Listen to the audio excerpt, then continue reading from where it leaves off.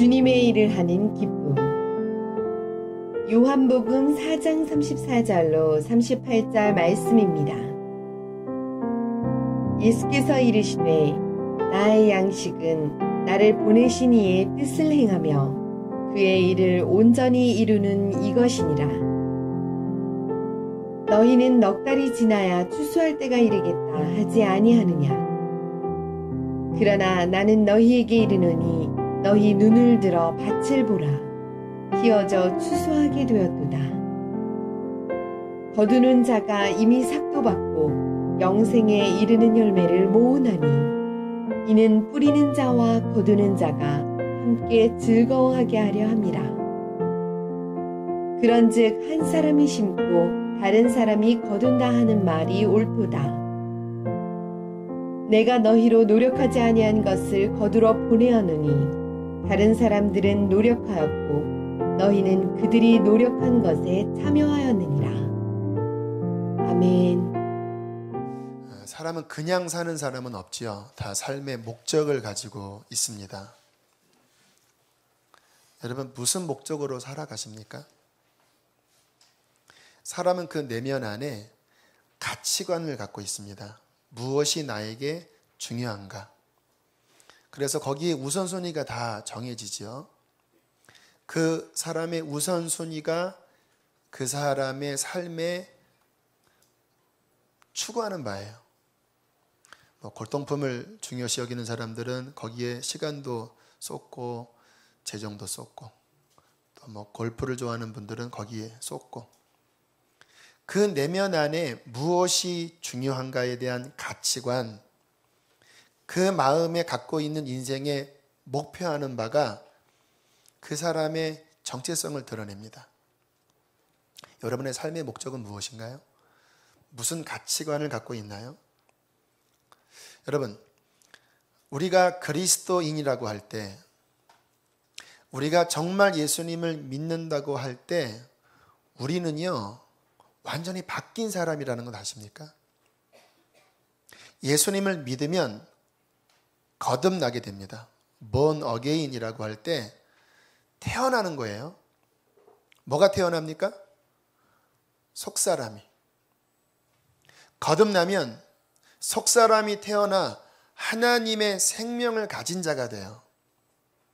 그뿐만 아니라 우리의 몸을 성전 삼고 하나님이 우리 안에 거하십니다. 얼마나 놀라운 특권입니까? 우리에게 영생이 있어요. 믿는 자 안에는 이미 영생을 가지고 있습니다. 진시 황제가 그렇게 죽기 싫었잖아요. 오늘날에도 의학이 어떻게 하면 죽지 않을까? 세상에서는 찾을 수 없었습니다. 그러나 생명나무 대신 주님이 우리에게 영원한 생명 주셨습니다. 얼마나 바뀐 거예요. 이게 근본이 바뀐 거 아닙니까? 그래서 거듭난 사람들은요, 이 삶에 어떤 살아가는, 물론 우리가 구름 위를 나르는 그런 신선의 삶은 아니지만 분명히 거듭난 사람은요, 그 안에 하나님이 계시기 때문에 삶의 방향이 달라요. 세상 사람들은 이기적으로 살지만 우리 믿는 사람들은요, 우리 안에 계신 하나님의 인도를 받고 삽니다. 때로는 그 하나님의 인도함이 내 뜻과 상치될지라도 우리는 하나님의 뜻을 자꾸 추구하게 돼요. 제가 주님을 만나고 고등학교 2학년 때쯤 되는 일입니다. 제 친구가 좀 불우한 환경의 아이였는데 아버님이 일찍 돌아가시고 어머님이 고2쯤 돼서 돌아가셨어요. 고아가 된 거죠. 이 친구는 교회를 열심히 다니는 그런 친구였는데 더 이상 갈 데가 없는 상황이 돼서 집에서 나와야 되는 딱한 처지가 된 거예요. 그때 저는 자취하고 있었습니다. 지하 단칸방에서 우리 누님과 함께 자취하고 있었어요. 근데 그 친구 이야기를 듣는데 제 마음에 이 친구를 우리 집에 모셔야 되겠다, 받아들여야 되겠다, 이런 생각이 자꾸 드는 거예요. 이게 무모한 거잖아요. 그 방 하나에 저보다 3살 위인 누님이 살고 있는데 오갈 데 없다고 어떻게 받아들입니까? 그런데 이 생각이 지워지지를 않았습니다. 그래서 기도했습니다. 그 어린 나이에 하나님, 주님의 뜻이면 좀 제 안에 가르쳐 달라고. 그때 하나님의 음성도 잘 못 듣는 어린 때였지만 기도했어요. 한 4, 5일쯤 기도했을 때 쉬는 시간에 어떤 친구와 무슨 이야기를 했어요. 근데 그 내용은 기억이 안 나는데 지금 제 마음에 떠오르는 게 뭐냐면 그 얘기를 막 주고받는데 이런 뉘앙스의 이야기였습니다. 세상에서 빛이 되라. 세상에서 소금이 되라. 그리스도의 향기가 되어라. 이러한 뉘앙스의 말이 그 말을 타고 제 마음이 딱 들리는데요. 받아들여야 되겠다. 우리 집에 모셔야 되겠다. 친구지만. 그래서 너 우리 집에 가서 당분간 살자. 리어커에 짐 잔뜩 싣고요. 진짜 한 30분을 걸어서 우리 집에 그 아이를 받아들였습니다. 그리고 힘들었습니다. 왜냐하면 주말마다 우리 어머님이 반찬을 주셨는데 이 친구가 얼마나 반찬을 많이 먹는지 한 번에 우리 3번 먹고서 퍼서 또 눈치도 없어요. 또 그냥. 그래서 몇 개월 지난 다음에 또 이제 그 누님이 또 방을 거처를 마련해서 옮긴 기억이 나는데 말씀 준비하면서 왜 그 어린 나이에 내게 그런 마음이 들었을까? 내가 뭐 인도주의자이기 때문에? 아니에요. 주님이 제 안에서 그런 감동을 자꾸 주십니다. 지난 목요일 날은 마가다라방 집회를 마치고 내려오는데 한 허름한 노인이 차를 좀 태워달라고 하더라고요. 밑에까지만 가면 된다고. 그래서 타시라고. 한 3거리 내려가는데 자꾸 제 마음속에 이분에게 물질을 나누라는 마음을 주세요. 이것도 참 황당한 거잖아요. 갑자기 돈을 드리면 어떻게 생각하겠습니까? 근데 자꾸 그런 마음이 들어서 물어봤습니다. 직분이 어떻게 되세요? 했더니 선교사입니다. 목사 선교사입니다. 그런데 선교지에서 왔는데 더 이상 파송해 주는 데가 없어서 그냥 이렇게 지내고 있습니다. 가난하게 살고 계신 거예요. 그래서 밑에 와서 잠깐만요 하고 돈을 딱 드렸더니 딱 붙잡자마자 기도하시더라고요. 하나님 아버지 감사합니다. 이 종을 도우시니 감사합니다. 막 하면서 기도를 하시는 거예요. 아, 하나님이 이분 어려우셔서 잠깐의 시간이지만 이렇게 물질을 나누도록 하나님이 인도하셨구나. 여러분, 그리스도인의 삶이 세상 사람과 다른 점은 뭐냐면요, 우리 마음 중심에 하나님이 거하시면서 자꾸 하나님의 뜻을 가르쳐 주십니다. 그리고 그 뜻을 위해 살도록 이끌어 주세요. 우리 차인표 씨가 어느 가난한 나라에 가서 처음에는 만나기 싫었대요. 왜? 아직 은혜가 없었을 때였거든요. 그런데 그 어린아이를 손을 붙잡고 손을 잡고 악수를 하는데 마음의 음성이 들리더래요. 나는 사랑받기 합당한 자냐고. 마음에 들리더래요. 그래, 너는 사랑받기 합당한 자야. 내가 이 애에게 사랑의 통로가 되어야 되겠구나. 그리고는 그냥 불이 타서 지금 컴패션에서 그렇게 대사로 일하잖아요. 무슨 일입니까? 거듭난 자 안에는 세상 사람과 근본적으로 다른 게 뭐냐면 하나님이 거하셔서 하나님이 그 사람을 인도하십니다. 그게 우리의 삶에 사는 이유예요. 목적이고. 또 하나, 우리가 세상 사람과 다른 점은 뭐냐면요, 여러분, 대한민국 시민권을 갖고 있지요. 혹 외국 시민권을 갖고 계신 분도 아마 있으실 거예요. 여러분, 그러나 기억하십시오. 우리의 오리지널 시민권은 하늘나라입니다.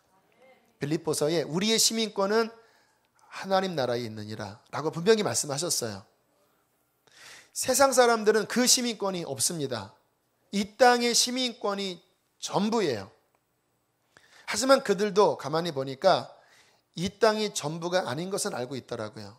인천을 향해 가는데 그 가는 길목 곳곳에 프래카드가 이렇게 붙여 있었습니다.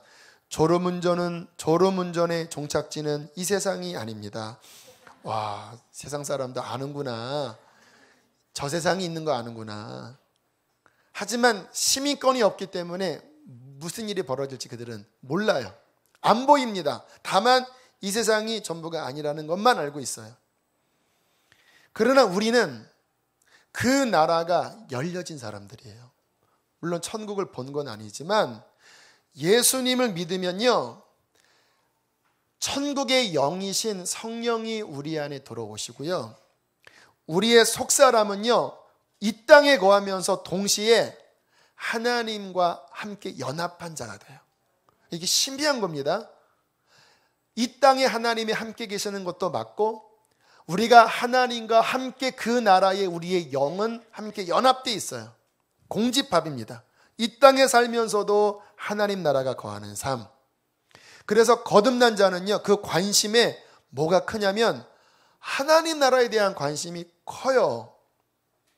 왜냐? 본향이니까. 여러분, 고속버스를 타고 목적지를 향해 가는데 휴게소에서 내려서, 요즘 휴게소 화장실 좋더라고요. 와, 화장실 좋다. 거기에 짐 차릴 사람이 있습니까? 고속도로 휴게소에서 좋은 많은 음식물이 있고 물품이 있지만 그냥 쓱쓱 지나가는 거예요. 왜? 종착지가 갈 곳이니까. 여러분, 우리의 종착지는요, 하나님 나라입니다. 거기가 우리의 본향이에요. 우리의 시민권은 거기에 있어요. 근데 그 나라는요, 영원해요. 그러니까 거듭난 사람은요, 그 가치관이 뭐냐면 지금 내가 사는 삶이 그 나라에 섰을 때 과연 유익한 삶인가? 죄를 지으면, 음란한 짓을 하면 그 마음 안에 심각한 괴로움이 임해요. 왜? 이 세상이 전부인 사람이야. 눈 감고 그런 짓 해도 모르면 되는 거잖아요. 그냥 재미있게 살면 되는 거잖아요. 왜? 하나님 나라가 없고 심판이 없으니까 그 마음속에. 그런데 하나님의 나라가 있는 사람은 죄를 지으면서 하나님 나라를 생각하고 하나님 앞에 설 것을 생각하면 이게 아닌 거예요. 그래서 회개하게 됩니다. 제가 2007년, 2008년도에 주님 나라를 묵상하고 연구하다가 주님이 정말 각성을 시켜주셨어요. 주님 나라는 거룩한 나라야. 거룩한 자가 들어가는 거야. 예수 믿는 것은 거룩한 자가 되는 거야. 주님 앞에 설 때 주님은 순종했는지를 물어보셔. 진정한 믿음은 예수 믿고 네 맘대로 사는 게 아니라 순종의 걸음을 사는 거야. 이거 힘들지만 십자가 붙잡고 죄와 싸우면서 거룩하게 말씀 순종하며 이 길을 끝까지 걸어가 주님 나라 들어가는 게 신앙생활이야. 말씀을 통해서 보여주시는데요, 막 가슴이 막 오글오글 막 오그라드는 거예요. 왜? 그렇지 못한 나의 삶의 모습이 너무 많으니까. 그래서 막 회개하고요, 막 주님 앞에 막 매달리고요. 주님 나라 가기에 합당한 믿음을 갖게 해주십시오. 또 제가 섬기는 양들을 그렇게 인도하게 도와주십시오. 왜 이런 마음이 드는지 아세요? 주님 나라가 우리의 본향이니까. 지난주와 같은 말씀을 들을 때 거듭난 주의 자녀들은요, 막 마음이 찔리고 막 나를 점검해요. 왜? 그곳을 가는데 어떻게 생각을 안 합니까? 그런데 거듭나지 않은 사람들은요, 그런 말 들어도 무감각합니다. 뭐 정말 무슨 뭐 두드리는 소리처럼 들려요. 그게 뭔가 느낌이 없어요. 왜요? 시민권이 없기 때문에. 여러분, 우리 그리스도인은 주님 나라를 바라보면서 그 나라를 준비하며 사는 자인데요, 우리 교회 성경 많이 읽으니까 제가 하나의 성경을 읽는 또 눈 하나를 소개시켜 드립니다. 신약 성경을 읽을 때 예수님이, 사도 바울이 하신 말씀 가운데 하늘나라의 상에 대한 말씀이 나오면 일단 집중해 보세요. 꽤 많습니다. 주님이 제자들을 부르실 때 하늘나라 상을 말씀하시면서 제자들을 부르셨고요. 그리고 이 복음서의 종말론 짝에 보면 그 나라에서 주님이 상 주시는 것에 대한 말씀이 꽤 많이 나오는 거 아시죠? 나를 믿는 지극히 작은 소자 하나에게 냉수 한 그릇 준 것도 상을 잃지 아니하리, 이 정도로 말씀하셨어요. 고린도전서 10장에 보면, 9장 10장에 보면 사도 바울이 그 나라 상 받기 위하여 본인이 왜 희생적인 삶을 살았는지를 이야기해요. 남들이 하는 것처럼 하는 거 가지고 나는 양이 안 찬다. 그 나라 상 받기 위하여 나는 정말 내가 누릴 수 있는 권리도 포기하면서 나는 이 길을 달려간다. 왜? 지금 잠깐 고생해도 지금 고생한 것보다 비교할 수 없는 하늘의 상이 주어질 것이기 때문이다. 어떤 분들은 이 하늘나라 상 이야기하면 무슨 무슨 뭐 그렇게 기분 나빠해요. 천국이 무슨 뭐 계급사니까 뭐 프롤레타리아가 있고 부르조아가 있고. 이게 왜 그러냐면 이 세속의 그 계급 구조의 왜곡 때문에 그래요. 세상의 이 계급 사회에는 이거는 지배하는 폭력적인 구조입니다. 근데 주님 나라는 그런 구조 이야기하는 게 아니에요. 주님 나라 백성은 다 행복합니다. 불행한 사람 아무도 없어요. 그러나 이 땅에서 주님을 생명 다해 사랑하고 사도 바울처럼 정말 하나님 나라를 위하여 힘써 살아간 그에게 우리 의로우신 하나님은 그 나라에서 상을 주십니다. 그게 하나님의 의로움과 공정함이에요. 그 상은 뭔지 아십니까? 영광입니다. 여러분, 사람마다 다 영광이 있잖아요. 금메달 딸 때 얼마나 우리가 그에게 영광을 부여합니까? 동해물과 백두산에 올라갈 때 얼마나 영광스러워요? 주님 나라에서 상은 뭐냐면요, 그 사람이 이 땅에서 주님을 섬긴 그 믿음의 퀄리티, 그 믿음의 희생, 그 하나하나를 우리 의로우신 하나님이 그 나라에서 영원한 영광으로 각각에 맞게끔 채워주십니다. 그런데요, 그 영광은요, 여러분들이 이 땅에서 상상할 수 없는 영광이에요. 그리고 그 영광은 영원히 지속됩니다. 근데 언제 결정되는지 아세요? 이 땅에서 그분을 향한 믿음의 삶을 산 이 땅의 삶에서 결정돼요. 그래서 정말 구원받은 사람의 그 가치관은 뭐냐면요, 그 나라에서 내가 어떻게 설지, 내가 주님 앞에 어떠한 자로 설지에 대한 그 나라의 영광, 여기에 깊은 목마름이 갖고 있습니다. 여러분, 그런 목마름이 있는 분 있죠? 그분들 이 하늘의 문이 열리고 정말 구원받은 생명이 있어서 그런 거예요. 아직 부족하다면 아직 영적인 눈이 잘 안 열려서 그런 경우도 있고, 아니면 아직 생명이 없어서 그런 경우도 있고. 여러분, 가치 있는 것이 무엇인지 한번 생각해 봅시다. 아까 가치관 이야기했는데, 뭐 어떤 분이 그러더라고요. 앞으로 이 경제적인 큰 공황이 올 때 금이 중요하다 그러더라고요. 이런 뭐 달러나 이런 화폐는요, 뭐 폭락을 할 수 있대요. 근데 금이 중요하다. 그래서 제가 그러면 괴짝으로 모아야 됩니까? 뭐 그런 질문도 했었는데, 여러분, 이 땅에 물질이 가치가 있지요. 하지만 여러분, 돌아가실 때 아무것도 못 가져갑니다. 수의에 주머니 없어요. 여러분, 제 평생 주머니 있는 수의 본 적 없습니다. 여러분의 몸 보세요. 몸은요, 우리의 집입니다. 여러분은 몸이 아니에요. 그 안에 들어가 있어요. 영이. 몸은 집이에요. 이게 나 아니라니까요. 근데 이 몸은 어떻습니까? 성경에 푸른 마르고 꽃은 시드는 것처럼 이 몸이 시들시들해지잖아요. 이렇게. 제 아내와 가끔 이야기, 저는 아내와 일찍, 우리 아내가 23살에 제가 딱 낚아채서 싱싱할 때 결혼을 했습니다. 저는 30이었고 이제 벌써 결혼한 지 한 15년 이렇게 돼서 가끔 그래요. 이렇게 보면서 푸른 마르고 꽃은 시들고, 그런데 왜 이 푸른 갈수록 풍성해지지? 그래서 이렇게 풍성해 이렇게 지는데, 그리고 한 60, 70이 되면 어떻게 될까? 쪼글쪼글해지겠죠. 이렇게 허리도 굽어지겠죠. 일어날 때 아이고 하고 일어나겠죠. 몸이 중요하지만 몇 년 못 가요. 100년 이내로 다 고장 나다가 이제 이게 배터리 다 나갑니다. 그러면 빠져나가는 거 아닙니까? 이 세상, 여러분, 지금 보이는 이 하늘의 태양, 지구, 이게 영원히 갈 것 같아요? 과학자들의 말도요, 태양은 수명이 있대요. 수명 다 하면요, 이게 뻥하고 커지면서 블랙홀이 된대요. 지구도 이게 오래 가는 게 아니에요. 다 수명이 있습니다. 이 눈에 보이는 세상에는 영원한 게 없어요. 그래서 허무하다라고 이야기하는 겁니다. 그런데 아십시오. 영원한 게 있습니다. 무엇이 영원한 걸까요?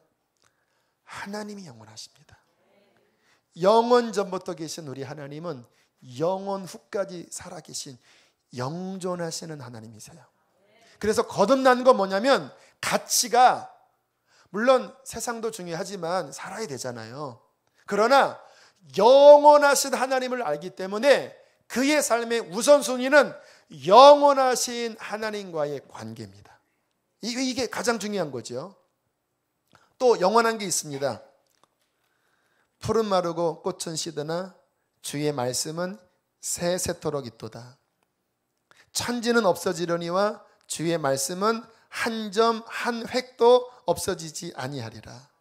세상의 도모는 다 무너지고 소멸되나 여호와의 생각 말씀은 영영이 서리라 하라.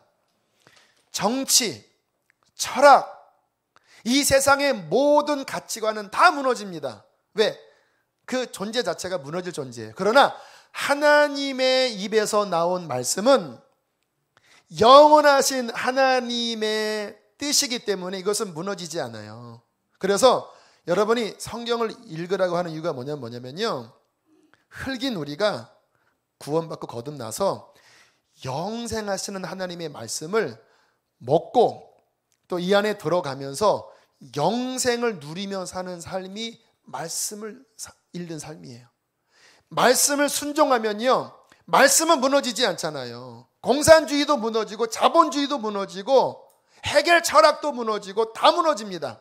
그러나 하나님 그분이 영존하시고 그분이 하신 말씀은 무너지지 않거든요. 그래서 이 말씀을 순종하는 삶은 그 삶이 하나도 잃어버리지 않고 다 영원하신 하나님 앞에 카운트돼요. 그래서 말씀 읽으라고 하는 거예요. 무엇이 또 영원합니까? 여러분의 영은 영원합니다. 몸은 흙으로 가지만 우리의 속에 있는 영은 흙으로 안 가요. 잠들지도 않아요. 영은 주신 이에게로 돌아가 우리가 육신에 산 삶 그대로 심판을 받아 회개하고 믿고 순종한 자는 영생으로, 육신의 죄 가운데 산 자들은 영원한 형벌로 심판으로 의로우신 심판관 앞에서 심판을 받는 영원한 존재가 우리의 영이에요. 자, 유한한 것과 영원한 것이 보여졌지요. 그러면 정말 구원받은 사람들의 삶의 최고의 가치는 무엇입니까?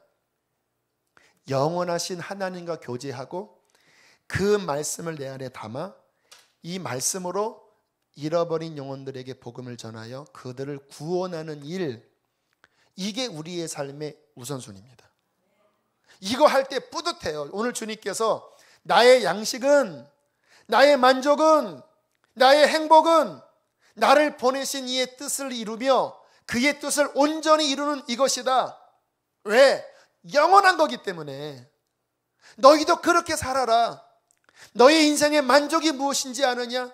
썩어질, 녹슬어버릴, 100년도 지나가지 않아서 배터리 나갈 그것이 아니라 내가 너희에게 예수를 보냈고 말씀을 보냈고 구원을 해주지 않았느냐?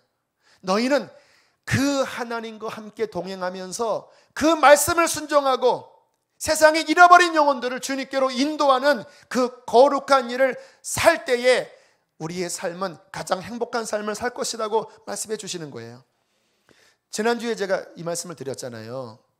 근데 한 집사님이 그런 이야기를 했대요. 너무 이분은 목마름이 많은 분이에요. 그래서 막 하나님께 몸부림치시는 삶을 몇 년을 사셨어요. 그런데 마음이 해결이 안 됐대요. 그런데 얼마 전에 주님 기도하다가 주님을 깊이 만났는데, 너는 내가 부르는 곳에 가서 탈북자들 또 어려운 그들을 섬기는 자가 되라. 내가 그곳에 내가 너를 기다리고 있겠다. 그래서 하나님, 주님이 말씀하신 것에 순종하고 주님이 하라고 하는 것 내가 하고 가겠습니다. 그렇게 깊은 곳에 결정을 했는데요, 갑자기 그 마음에 그렇게 몸부림쳐도 채워지지 않았던 마음이 갑자기 확 채워져 버렸대요.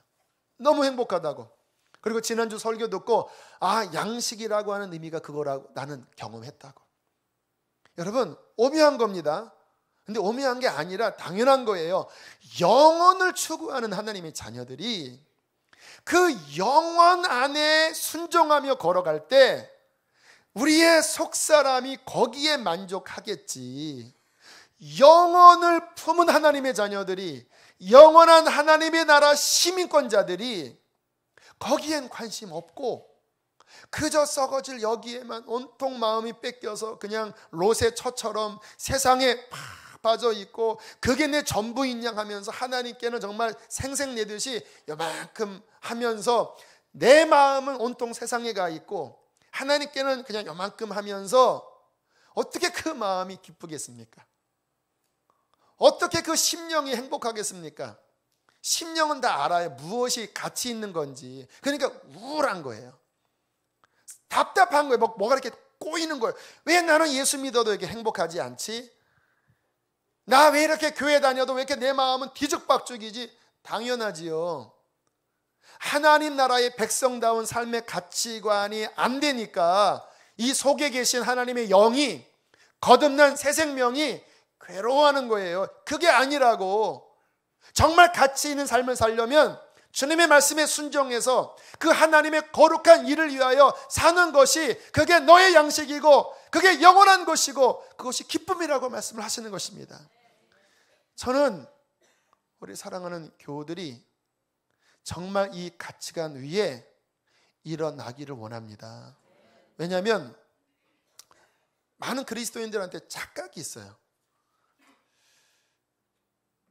그러한 일은 몇몇 교역자, 교회에서 조금 유별난 뭔가 이렇게 헌신하는 그런 분들만 그렇게 사는 것이지, 나 같은 평신도는 교회 다닌 지 얼마 안 된 나 같은 사람에게는 그러한 삶은 아닙니다. 틀린 말입니다. 성경에 그런 말이 어디 있어요? 여러분, 성경은 뭐라고 말씀하는지 아십니까? 모든 거듭난 성도에게는 사명이 다 있다고 말씀하십니다. 당연하지요. 어떻게 하나님이 몇몇만 그런 일을 하고 나머지는 그냥 세속적으로 살고 교회만 다녀라 그러면 천국이다. 그럴 수가 없죠. 베드로전서에 뭐라고 말씀하십니까? 너희는 택하신 족속이요 왕같은 제사장들이요. 제사장이 뭔지 아시죠? 하나님께 예배하고 하나님과 죄인 사이에 중지하는 역할을 하는 거예요. 거룩한 나라요 그의 소유된 백성이니 이는 너희를 어두운 데서 불러 그의 기이한 빛에 들어가게 하신 이의 아름다운 영광의 덕을 세상에 선포하게 하려 합니다. 우리가 다 그 일을 하는 자라는 거예요. 자, 이 귀한 사명을 감당할 때 어떻게 감당해야 될지 오늘 몇 가지를 좀 나눌 텐데요. 여러분, 하나님의 귀한 일이 있다라는 거 기억하셔야 돼요. 오늘 좀 성경을 보겠습니다. 35절 한번 보세요. 35절 함께 읽겠습니다. 시작.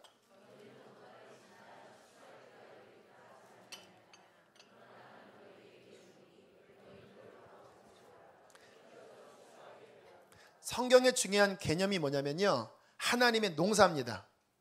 하나님이 농부라고 말씀을 하세요.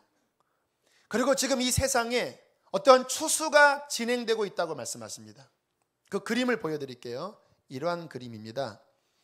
여러분, 하나님은 원래부터 이 세상을 만드는 것이 전부가 아니었어요. 원래 하나님은 영원에 거하셨던 분이잖아요.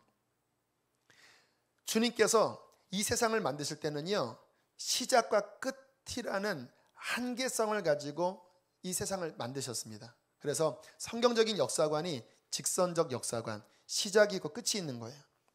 그런데 이 시작과 끝 사이에 주님이 계획하신 것이 뭐냐면 이 가운데서 주님이 농사 짓는 거예요. 정말 구원받고 하나님의 자녀가 되어 영원한 하나님의 나라를 유업으로 영원히, 원래 영원 전에 누렸던 그 영원한 축복을 하나님과 함께 영원히 누릴 그의 백성을 이 세상의 기간 가운데 뽑아내시는 거예요. 그래서 예수님을 보내셨고 종도를 보내셨어요.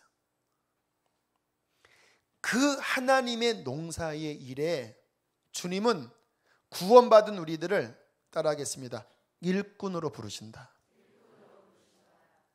모든 구원받은 자들은요, 여기에 다 일꾼으로 다 부름받은 거예요. 그 일꾼으로 부름받은 첫 번째의 장이 뭐냐? 교회입니다. 주님께서 그렇게 구원받은 우리를 예수님을 머리로 하고 우리는 그 몸에 소속된 지체, 몸으로 이 땅에 두신 거예요. 그래서 구원받은 자가 혼자 개인이 주님을 만날 수는 있어도 신앙생활은 언제나 교회로 해야 합니다. 연합해야 돼요. 연합할 때 무슨 일이 벌어집니까? 이 안에서 우리가 섬기는 거예요. 각자에게 주신 달란트 다 있죠. 은사가 다 있죠. 그 은사로 섬겨요. 그러면서 무슨 일이 벌어지느냐? 교회 안에서 주님을 섬기면서, 교회를 각각으로 섬기면서 그리스도의 몸이 건강하게 서 나가는 거예요. 그때 무슨 일이 벌어집니까? 충만함을 느낍니다. 우리의 심령이요, 혼자 신앙생활을 하는 것보다 연합하여 섬길 때 충만함을 느껴요. 제가 우리 아내가 보리차를 끓여서 주전자에 놨어요. 거기에 물을 하나 따라서 식탁에 놨습니다. 저녁에, 밤에. 다음날 새벽에 제가 물을 딱 먹어봤는데요, 주전자 안에 있는 물은 여전히 따끈따끈해요. 그런데 따라 놓은 물은요, 냉하게 식어 있어요. 여러분, 주님이 연합이 얼마나 중요한지 아세요? 우리가 주님 나라를 구하시려면요, 교회 안에 연합하셔야 합니다. 그리고 섬기셔야 돼요. 그때 회복이 일어나요. 우리 교회 안에서 이 충만한 회복을 제일 많이 누리는 자가 누군지 아세요? 접니다. 왜냐하면 제가 가장 애타하면서 교회를 섬기고 있기 때문에 누구보다 일찍 일어나려고 하고 누구보다 성경 보려고 하고 그러면서 제가 충만해요. 지난 주간에 주님이 저에게 자꾸 사인을 주셨습니다. 그동안 예배에 관한 말씀을 금요일 날 계속 나눴는데 그저께 금요 성령 집회를 찬양 집회로 드려라. 그래서 좀 부담이 됐어요. 왜냐하면 찬양 집회를 자주 인도하는 편이 아니라. 그런데 목요일 날 마가다락방 가면서 차 안에서 찬양을 듣는데요, 얼마나 뜨거운 은혜가 임하는지 제가 너무 불탔습니다. 아, 주님이 찬양 집회 하라는 거 맞는구나. 그리고 금요일 날 찬양 곡들을 쭉 선정하고 그리고 간사님과 함께 그날 찬양 집회를 드렸는데 2시간 반 가까이 드린 찬양에 모르겠어요, 여러분들은 어떠셨을지 몰라도 저는요, 너무너무 충만한 예배를 드렸어요. 주님의 생수가 정말 흐르는 거를 저는 느꼈어요.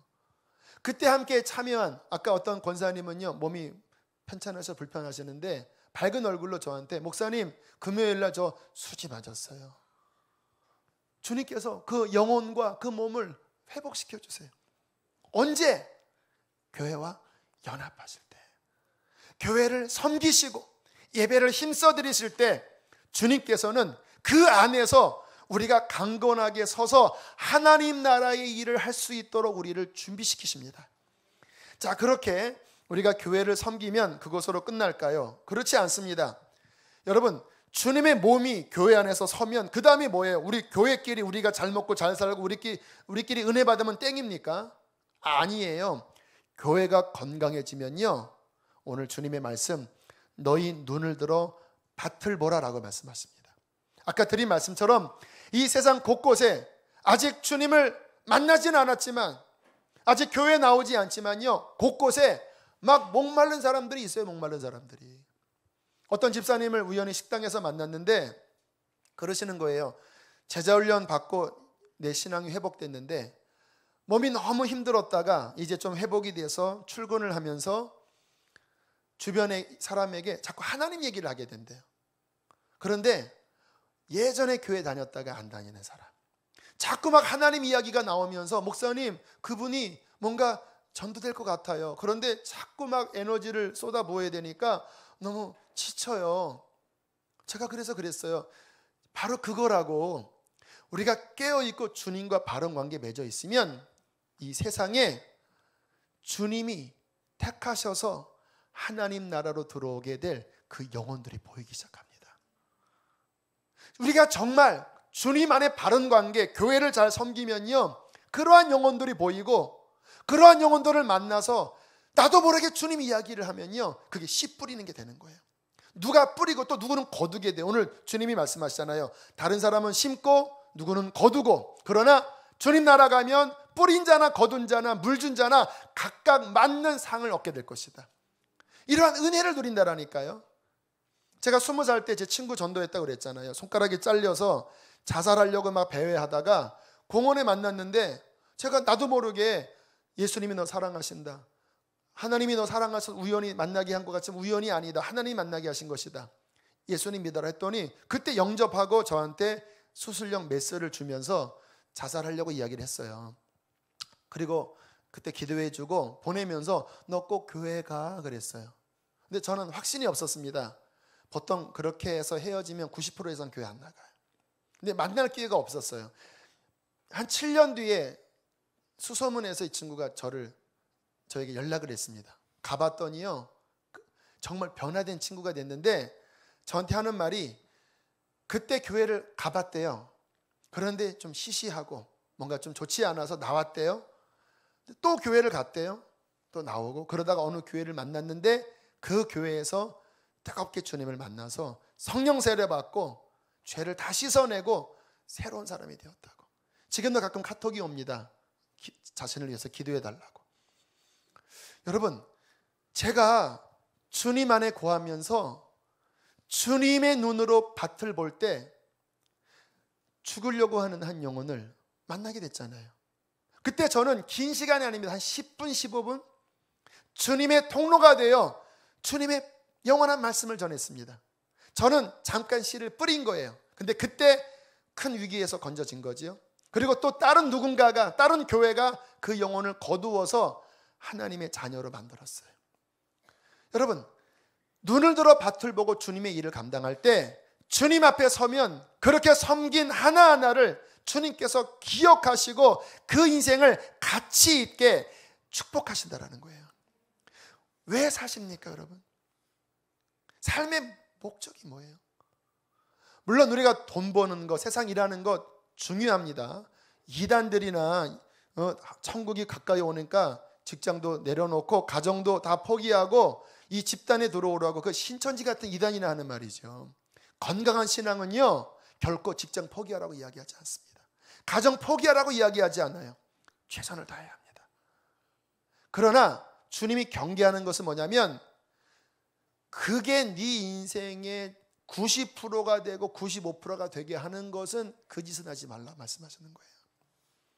정말 하나님 나라를 믿고 그 나라를 구하는 거듭난 백성이 되었다면 주님이 너에게 먹을 것, 입을 것, 삶의 풍요로운 것들을 주셨다면 만족하고 그 잉여분에 대하여 하나님 나라를 위하여 시간과 물질을 들여 애써 헌신할 때에 주님께서 그 인생을 복된 인생이라고 말씀하지 않겠습니까? 여러분, 무엇을 위해 사십니까? 저는 우리 교인들을 바라볼 때 그런 부분에 제 마음에 답답함이 있어요. 물론 열심히 일하시는 분도 계시지만 그 삶의 이 벽을 못 뛰어넘는 거예요. 삶의 가치관이 구원받은 자인데도 불구하고 여전히 땅의 것에만 매달려 있을 때 오늘 말씀을 통하여 나의 양식은 나를 보내신 이의 뜻을 온전히 이루는 것이라고 고백할 수 있는 그런 믿음으로 더 성숙되기를 축복합니다. 열심히 일하는 분에 대해서 말씀을 드립니다. 우리 교회에는 충성하는 분들이 많이 계시죠. 그런데 충성하고 주님의 나라를 위하여 달려갈 때 반드시 넘어야 할 산이 있습니다. 이 산을 못 넘으면 퇴보합니다. 십자가 내려놔요. 이 산이 뭐냐면 십자가를 통과하는 산이에요.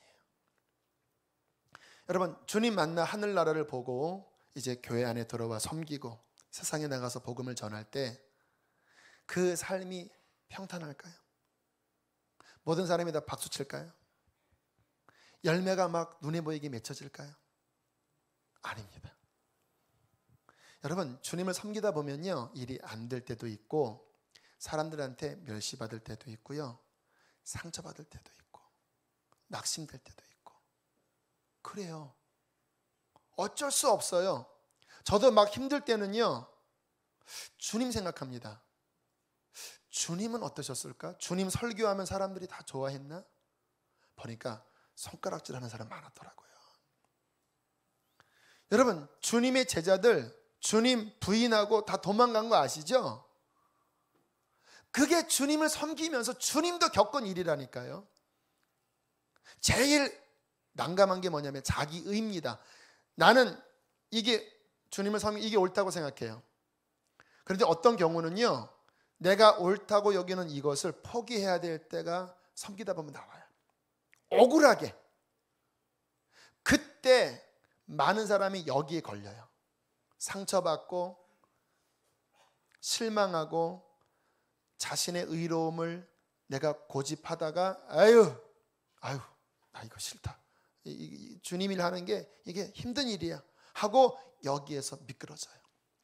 여러분, 주님이 뭐라고 말씀하시냐면 나를 따라오려거든 자기를 부인하고 십자가를 지라고 내가 옳다고 여기는 것까지도 내려놓고 예수님처럼 도살장에 끌려가는 어린 양처럼 묵묵히 이 길을 걸어가야 된다는 거예요. 침 뱉어도 따귀를 쳐도 그냥 걸어가라는 거예요. 그게 십자가의 길이라는 거예요. 이게 주님을 섬기는 반드시 통과해야 되는 길이라는 거예요. 제가 비슷한 경험을 했습니다. 2006년도에 선화목자교회에서 주일 설교를 하기 위하여 세 분의 목사님이 발탁이 됐습니다. 그때 아마 제비를 뽑았던 것 같아요. 그런데 어떤 오더가 떨어졌냐면 한 본문을 가지고 세 분이 각자 설교문을 만들어 와라. 그 중에서 가장 은혜롭고 성경적인 설교문을 채택해서 그 설교문을 기준으로 하고 나머지 두 명은 본인의 설교문을 찢어버리고 이 설교문에 맞춰서 다시 만들어서 설교하는 거다. 제가 설교에 좀 자신이 있었거든요. 그래서 아멘 하고 설교를 준비하는데 막 말씀이 열리고 막 은혜가 막 쏟아지고 막 만들면서 걱정되더라고요. 두 분 목사님이 걱정되는 거예요. 분명히 이게 채택이 될 텐데 그분들은 지금 헛수고 하고 계실 텐데 그들이 상처받으면 안 될 텐데 하고 쫙 만들어서 쫙 발표를 했습니다. 제게 떨어져 버린 거예요. 다른 분께 이게 가장 성경적이네요 하고 나머지 분들은 이제 그거 내려놓고 요거를 뼈대로 해서 다시 만들어 오세요. 별거 아니잖아요. 만들면 되잖아요. 그런데 그 다음부터 이 속에서부터요 갑자기 분노가 치밀어 오르는 거예요. 어떻게 이렇게 은혜로운 설교를 어떻게 포기할 수 있냐. 목사님이 지금 잘못 분별한 거 아니야? 별거 아닌데 이거 별거 아닌 것 같은데. 그리고요 그 다음부터 제가 뻗당기기 시작하는데 나 설교 안 하면 안 한다. 하기 싫다. 이렇게 은혜롭게 만든 거를 이걸 어떻게 내려놔 이거를. 나 싫다. 근데 하긴 해야 되는데 이 속에서부터 막 반항심이 막 올라오는데요. 그렇게 강한지 몰랐어요. 그래서 막 당황했어요. 이거 쓰려고 하면 이 속에서부터 막 반론이 막 쏟아지고 안 하자니 또 안 할 수는 없고 금요일 날까지 제출해야 되는데 목요일 날 오후쯤 됐는데 막 식은땀이 날 정도였습니다. 어떻게 하나? 저 깊은 곳에서부터 야 순종해. 네 거 내려놔. 그리고 다시 해봐. 그 설교문을 그대로 받아들여서 해봐. 해볼까? 주님 도와주세요 하고 만드는데요 전혀 다르게 또 잘 만들어지는 거예요. 그리고 금요일날 설교문을 제출을 하고 제가 그 시험을 통과했습니다. 별거 아닌 것 같죠? 저한테는 큰 시험이었습니다. 왜냐하면 저한테 설교는 나의 의였기 때문에 내가 받아서 내가 은혜 받고 언제나 전하면 사람들이 은혜 받았는데 그동안 이거를 내려놓고 남이 한 설교를 내가 받아들여서 새로 만들려고 나 싫어. 자존심 상해. 기분 나빠. 영적 교만이죠 이게. 그런데 주님이 다루셨던 거였어요. 그 다음부터는 그러한 방식이 없었습니다. 딱 한 번이었어요. 제가 제 것을 내려놓고 내가 의롭다고 여기는 옳다고 여기는 것을 내려놓고 순종해버리니까, 물론 비진리를 순종하라는 말씀이 아니에요. 많은 경우는 내가 옳다라고 하는 게 자기 생각이 많아요. 그리고 정말 겸손하게 따라가면요, 주님이 그 사람을 통하여 그때 비로소 주님의 아름다운 열매를 맺히십니다. 제가 지금도 주님의 일을 하고 앞으로도 할 거 아닙니까? 목회자의 삶이 요즘은 가난한 삶은 아니지만 마음의 스트레스가 많은 삶이에요. 설교 이거 하나 하는 것도요, 여기 계신 분들의 마음에 오고 가는 설교 준비하는 게 쉬운 일이 아닌 거 아시죠? 또 교회를 섬기다 보면 여러 또 교회 리더들과 어떤 일들을 처리하는 게 쉬운 일이 아니라는 거 아시죠? 쉽지 않아요. 그러나 저는 아는 게 하나 있습니다. 제가 하려고 하지 않는 것, 주님이 내 안에서 행하십니다. 나는 주와 함께 죽었다고 믿음으로 선포하고 그분의 인도함 따라 따라갈 때 때로는 내 거 포기하고 때로는 내 거 내려놓고, 그러나 주님 한 분 바라보면서 묵묵히 이 길을 걸어간다면 그분이 행하실 것입니다. 저는 저희 교회의 교육자들이나 또 교회에 섬기는 중직들을 이렇게 보면서 제가 겪었던 그 생각을 해요.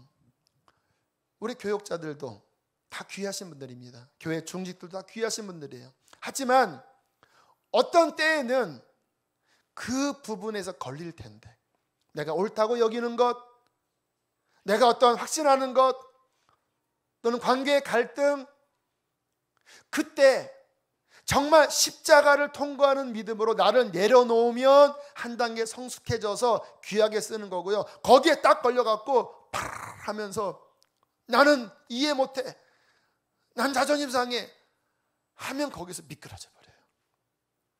여러분, 우리 교회는 주님의 교회입니다. 우리끼리 그냥 하는 교회가 아니라 주님의 진정한 교회는 열방 땅끝까지 복음을 전하여 하나님의 나라를 이 땅에 임하게 할 그리스도의 군사입니다. 군인이에요, 군인. 그 일을 주님은 우리 교회를 통하여 감당하기를 원하세요.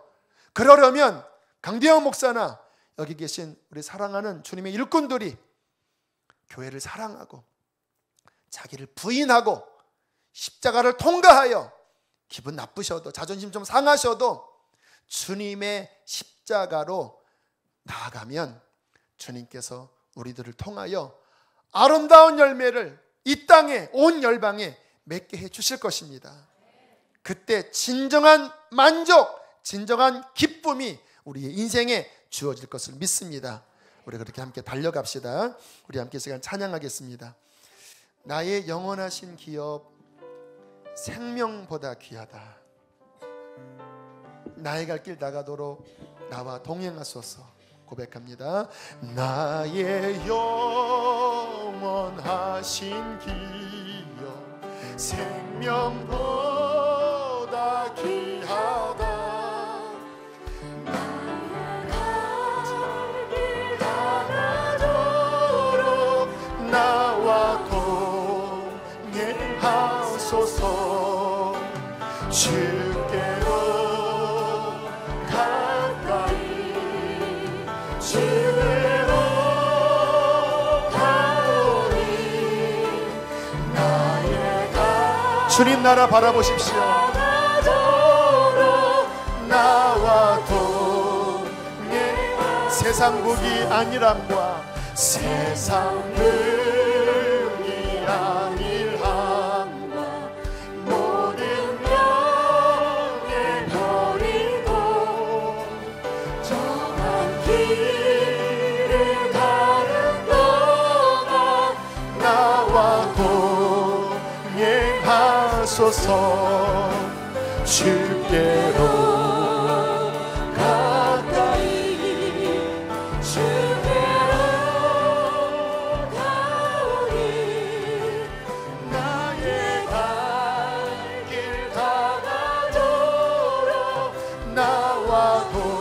바라보시고 주께로 가까이 주께로 가까이 주께로 가오니 주께로 가오니 나의 갈 길 다가도록 나와 한 번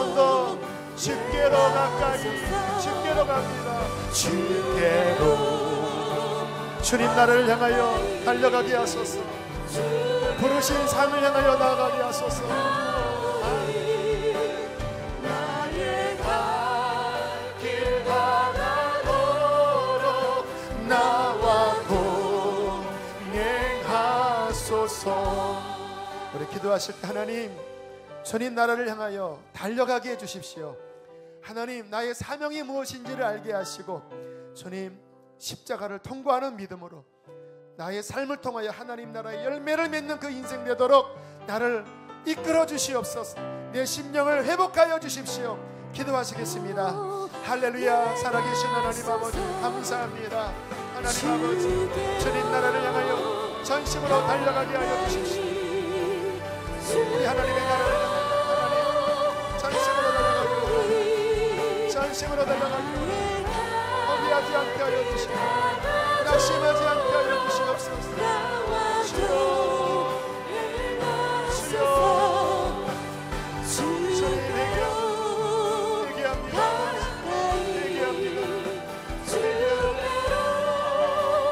하나님 아버지, 이 땅의 것만 바라고 세상의 것을 멈추면서 하나님의 영원한 영광을 거쳤음을 회개하고 다시 우리 안에는 성령의 기름을 부어주옵소서. 우리 시간 좀 더 기도하실 때 회개할 기도가 있습니다. 우리가 하나님의 영원한 것을 바라보지 않고 너무나 땅에만 취해 있고 세속에만 너무나 빠져 있고 거기에만 염려해 있는 마음에 대하여 여러분 고백하셔야 합니다. 인자가 올 때 세상에 믿음을 보겠느냐? 노아 때처럼 사람들이 먹고 마시고 시식하고 장가가는 것에만 온통 빠져 있는 그때에 믿음을 보겠느냐 말씀하셨습니다. 하나님 회개합니다. 내 눈을 열어주시옵소서. 주님 나라를 바라보게 하여 주십시오. 다시 한번 일어나 달려가도록 성령을 부어주시옵소서. 한 번 더 기도하시겠습니다. 할렐루야. 살아계신 하나님 아버지 회개합니다. 아버지, 우리의 세속적인 마음을 회개합니다. 하나님 나라 관심이 없는 우리의 타락을 회개합니다. 아버지 용서하여 주십시오. 아버지 용서하여 주십시오. 달려가게 하여 주십시오. 하나님, 주님, 아버지 하나님을 지금 성령의 기름을 부어주시기 원합니다. 우리의 놀라웠던 영혼은 성령을 부어주시옵소서. 믿음을 더하여 주시옵소서. 정결하게 하여 주십시오. 정결하게 하여 주십시오. 오 하나님 아버지 사랑합니다. 사랑합니다. 사랑합니다. 주님 찬양합니다. 하나님, 우리의 믿음의 눈을 열어주셔서 하나님 나라의 영광을 보게 해주십시오. 그러나 우리의 눈은 너무나 세상에 깊이 매여서 나의 관심, 나의 애정, 나의 추구는 그저 이 세상밖에 없음을 애통히 바라봅니다. 주님, 우리를 씻어주십시오. 구원받은 자로서 하나님이 기뻐하시고 우리의 속사람이 기뻐할 영원하신 하나님 여호와, 영원한 복음의 말씀, 영혼들을 살리고 교회를 섬기는 그 일을 위하여 우리가 마땅히 드려야 될 헌신을 드리게 하여 주십시오. 주님, 우리 안에 세속에 물든 마음을 보혈로 다 씻어주시고 우리 안에 하늘의 성령을 물붓듯이 부어주시어서 하나님 나라를 위하여 힘써 달려갈 일꾼들이 되게 하여 주시옵소서. 그 일에 필요한 건강도 주시고 그 일에 필요한 재정도 허락해 주시어서 주님 앞에 서는 그날 잘했다 칭찬받는 멸류관을 얻는 주님의 백성들 다 되게 하여 주십시오. 한 주간을 또 세상에서 살아갑니다. 세상에 함몰되지 않게 하여 주시고 눈을 들어 밭을 바라보고 주님의 잃어버린 영혼들을 향하여 주의 마음으로 다가가도록 은혜 베풀어 주시옵소서. 귀한 예물 올려드립니다. 이 예물이 쓰여지는 곳에 하나님의 나라가 임하여 주시옵소서. 이제는 우리를 죄에서 건지신 예수 그리스도의 은혜와 하늘아버지의 그 크신 사랑하심과 성령의 충만한 역사가 주님 나라를 바라보고 그 나라를 위하여 인생을 드리는 모든 사람의 심령 속에 충만히 함께할지어다. 아멘.